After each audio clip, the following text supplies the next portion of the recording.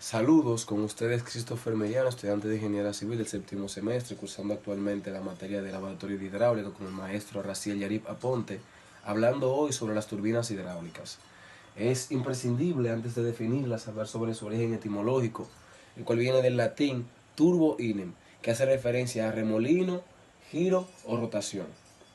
Aquí podemos ver una turbina hidráulica, que de hecho es uno de los primeros tipos que se creó.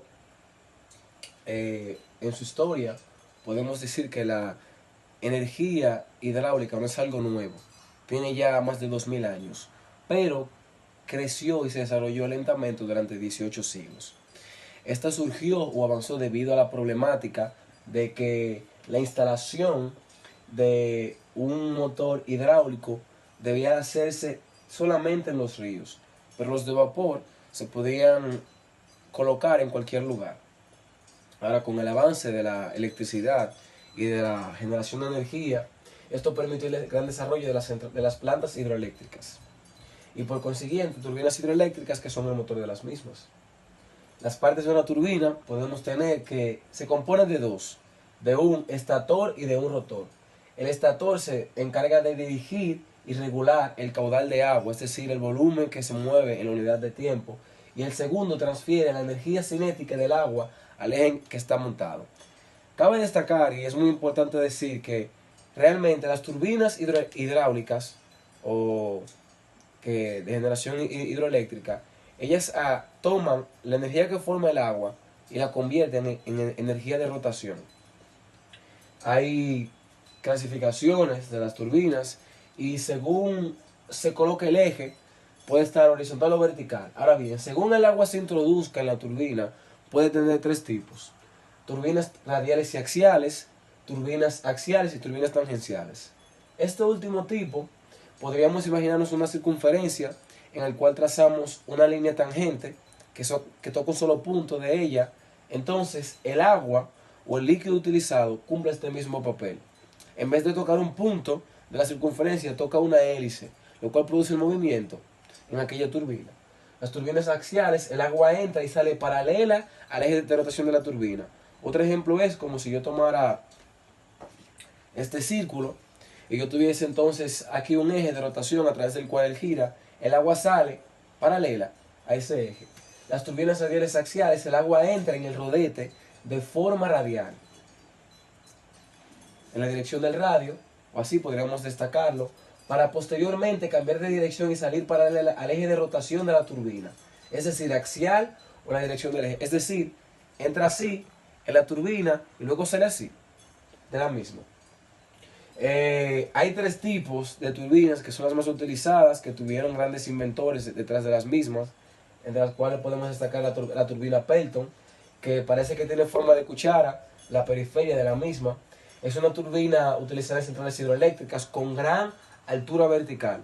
Destacamos esto, la altura, porque hay otros tipos de turbinas que dejan de funcionar cuando pasan, por ejemplo, de 800 metros de altura, como es el caso de la turbina Francis, que lo haremos más adelante.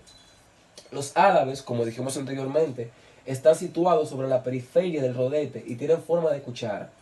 Así. Se utilizan en saltos de agua de gran altura, como dijimos, y con pequeños caudales de agua. El distribuidor está formado por una o varias entradas de agua en el rodete. El distribuidor es como si fueran varias entradas o varias tuberías que permiten que el agua entre y provoque la energía mecánica de rotación. Ok, esto fue inventado en el año 1870 por el inventor Lester Alan Pelton y mejorada significativamente por otros inventores más allá de finales de la década de 1800.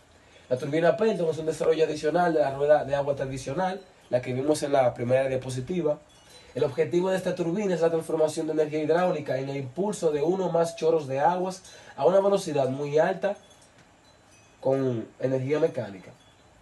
Tiene un rendimiento de un 92% de aprovechamiento de la energía hidráulica.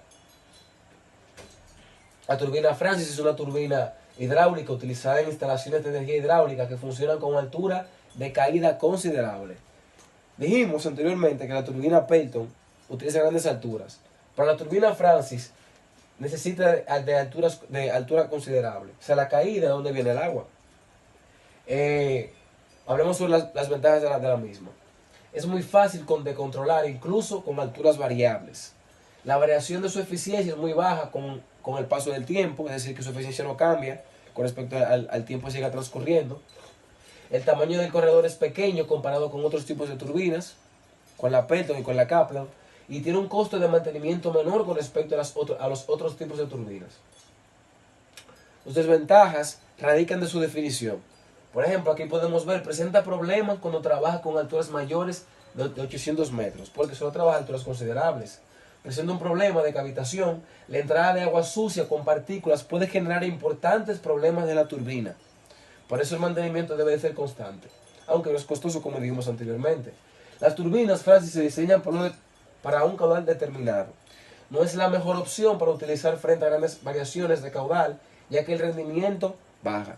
Es decir, que el volumen que entra en unidad de tiempo debe de ser constante, porque las variaciones hacen grandes incrementos o descensos en su eficiencia. Generalmente descensos. Aquí vemos el rendimiento, que es de un 90%. Ya en la parte de su funcionamiento podemos decir que logra un rendimiento óptimo en una caída de 20 metros hasta 700 metros. La potencia de salida varía de un par de kilómetros